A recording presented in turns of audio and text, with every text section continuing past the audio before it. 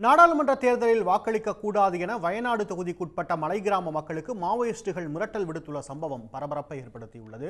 வயநாடு மாவட்டத்தின் அடர் வனப்பகுதியான தலப்புழாவை ஒட்டிய தோட்ட தொழிலாளர்கள் கிராமத்துக்குள் ஆயுதம் ஏந்திய மாவோயிஸ்டுகள் 4 பேர் இன்று காலை 6:30 மணிக்கு நுழைந்தனர். அப்போது அரசுக்கு எதிராக முழக்கமிட்ட அவர்கள் மக்களவைத் தேர்தலை புறக்கணிக்குமாறு மக்களை எச்சரித்தனர்.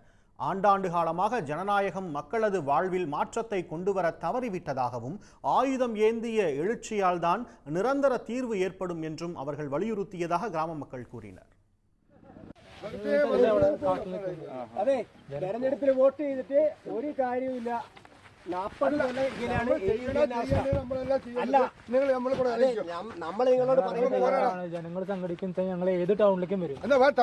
ഒരു 6:15 6:30 ഈ സമയത്ത് 4 ആൾക്കാർ മാവോയിസ്റ്റ് വന്നിട്ടുണ്ടായിരുന്നു. അപ്പോൾ മൊയ്തീൻ ഉണ്ടായിരുന്നു. അവർ വന്ന് മുദ്രാവാക്യെല്ലാം വിളിച്ച് പിന്നെ വോട്ട് ചെയ്യാൻ പാടില്ല, ഇവിടുത്തെ ഹോസ്പിറ്റൽസ് ഒന്നും ശരിയാക്കിയില്ല എന്ന് പറഞ്ഞിട്ട് അവർ അവിടെ സംസാരിച്ച് മുദ്രാവാക്യെല്ലാം വിളിച്ച് പിന്നെ ബാക്കി ഭാഗത്ത് അവർ തിരിച്ചു പോവുകയും ചെയ്തു.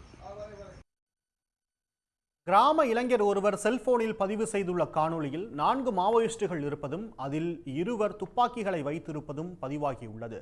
அவர்கள் மாவோயிஸ்ட் இயக்க தலைவர் சிபி மொய்தீன், சந்தோஷ், சோமன் மனோஜ் எனப்படும் ஆசிக் என அடையாளம் காணப்பட்டுள்ளது.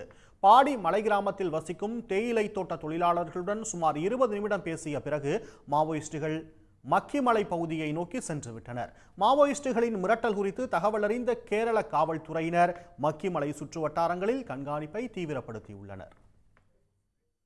உடனுக்குடன் செய்திகளை தெரிந்து கொள்ள சன் நியூஸ் பெல் ஐகானை கிளிக் பண்ணுங்க.